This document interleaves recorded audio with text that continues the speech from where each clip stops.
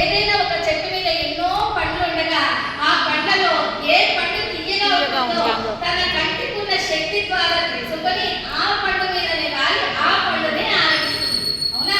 అందుకే అంటాము చిలుక కొట్టిన మామిడి పండు తీయగా అంటుంటాం. అవునా?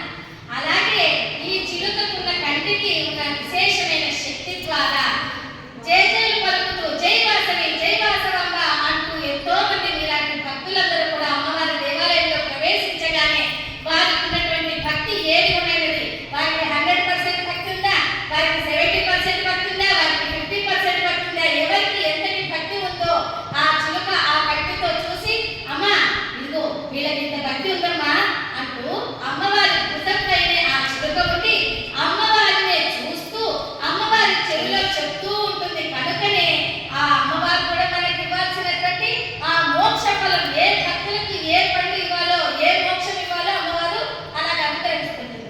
ఎందుకంటే మనకి మోక్షం అనే ఫలాన్ని భక్తి అనే సంస్కారాలను ఆ శ్రద్ధ అనే ఆశలను ఇవన్నీ కూడా మనకు అనుగ్రహించేటువంటి తల్లి మన వాసవి. చూడండి, ఈ దేహంలో ఉన్నటువంటి ఆత్మ అనే చిలుక ఎప్పుడు ఈ శరీరాన్ని వదులుతుందో తెలియదు. ఎందుకంటే ఒక చెట్టు మీద ఎన్నో పక్షులు ఉండగా ఆ చెట్టు మీద నుంచి ఆ పక్షి ఎప్పుడు ఎగిరిపోతుందో ఎవరికైనా తెలుసునా? తెలియదు. అలాగే మన దేహంలో ఉన్నటువంటి ఈ ఆత్మ కూడా ఎప్పుడు ఎగిరిపోతుందో తెలియదు. కనుకనే మనం కూడా ఏమంటుంటాం, దీపం ఉండగానే ఇల్లు చక్క పెట్టుకోవాలి అంటాం. ఇల్లు చక్క పెట్టుకోవాలి అన్నప్పుడు ఏ దీపం? ఈ దీపం ఆత్మజ్యోతి.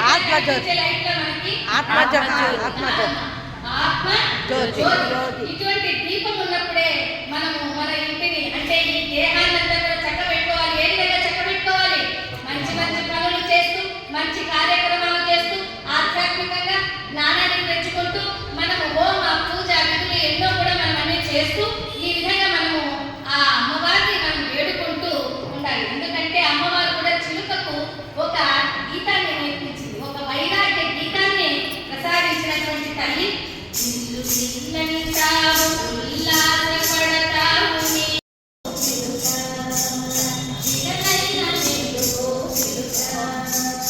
అంటూ ఆ అమ్మవారు ఆ చిలుకకు అంటే చూడండి, అమ్మవారి చేతుల్లో చాలా మంది దేవతల్లో కమల పుష్పం ఉంటుంది. అవునా? కమల పుష్పం అంటే తెలుసు కదమ్మా మీకు. కమల పుష్పం లక్ష్మీదేవి ఎక్కడ కూర్చుంటుందమ్మా? కమల పుష్పం. సరస్వతీదేవి బ్రహ్మదేవుడు కూర్చునేది. విష్ణువు యొక్క నాభిని ఏమంటారు? కమలం. ఆ కమలంలో వచ్చినే కదా బ్రహ్మదేవుడు కూడా కూర్చుంటారు. గజేంద్ర మోక్షంలో కూడా ఆ గజేంద్రుడు ఏ పుష్పాన్ని తీసి అర్పించాడు విష్ణు భగవానునికి? ఆ కమలం. అలాంటి కమలమే అమ్మవారి చేతిలో కూడా ఉంటుంది. మరి ఎందుకని అంటే, ఓ భక్తులారా, మీరందరూ కూడా మీ మనసు కూడా హృదయ కమలాన్ని నా పాదాల దగ్గర సమర్పించండి. అంతేకాదు మనలో ఉన్నటువంటి ఇక్కడ ఉన్నటువంటి ఈ సహస్రాల కమలం అనేటువంటిది మనం ఎప్పుడైతే అమ్మవారికి ఇలా తల వంచి దండం పెడతామో అప్పుడే సూర్య భగవాను యొక్క కిరణాలకు ఆ కమలము వికసించినట్లుగా అమ్మవారి యొక్క దయార్థ హృదయవంతమైనటువంటి ఆ అమ్మవారి కరుణ కృపా కటాక్షములకు ఈ సహస్రాల కమలం కూడా విచ్చుకుంటుందనేటువంటి అమ్మవారు మనకి నిదర్శనంగా తెలుపుతూ అమ్మవారు మనకి ఈ విధంగా చేతిలో పుష్పాన్ని చేతిలో చిలుకను ధరించి